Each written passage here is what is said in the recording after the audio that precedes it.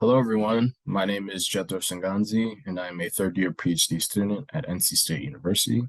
I've been part of the Energy Data Analytics PhD Student Fellowship Program at Duke University, and I have been focusing on the quantification of renewable energy benefit to the electric grid to improve resource adequacy planning and resilience.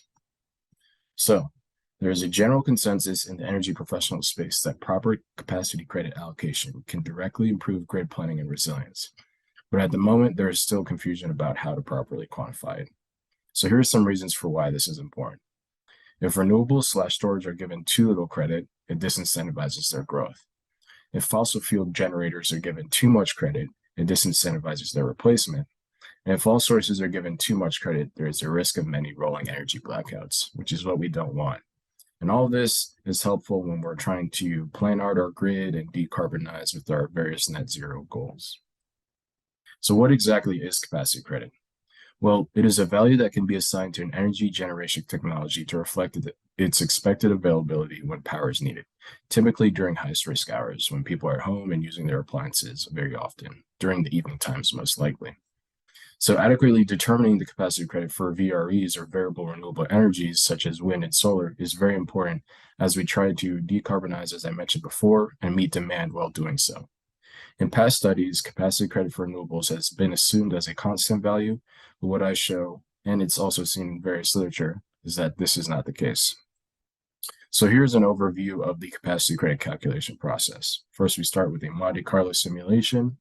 We go into a loss of load expectation, a loss of load probability, which is used to levelize our grid to a desired LOLP or standard of approximately 24 hours of outage every 10 years.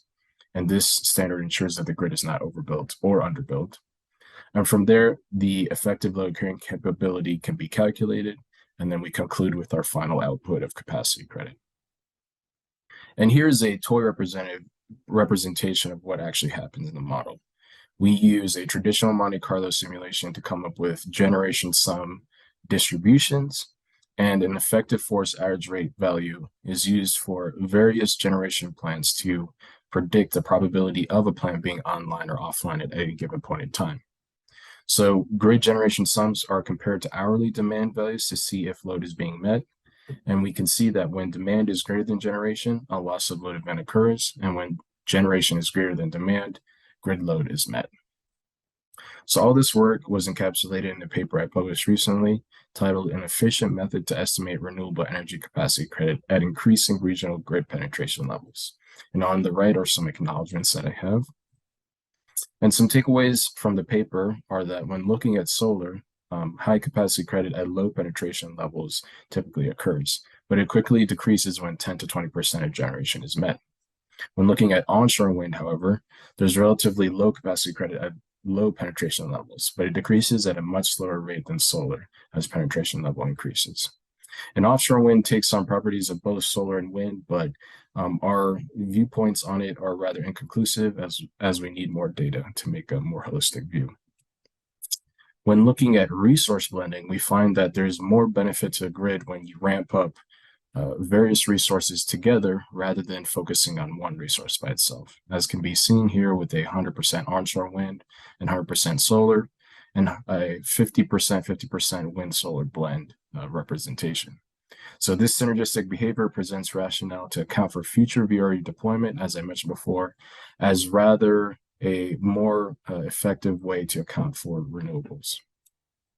So more recently, I've been at NREL, the National Renewable Energy Laboratory, working under Dr. Maxwell Brown and Dr. Bethany Frew, trying to grow my craft and meet new people with regards to resource adequacy.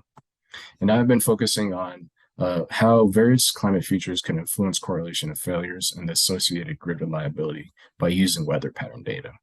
So I've been able to utilize various temperature range data to look at the outage rates of particular plants and then produce generation curves that you can see on the right.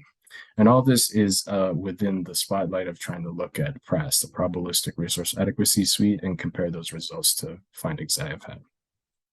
I want to thank the Duke Fellowship for their investment in me and your time in watching. Bye.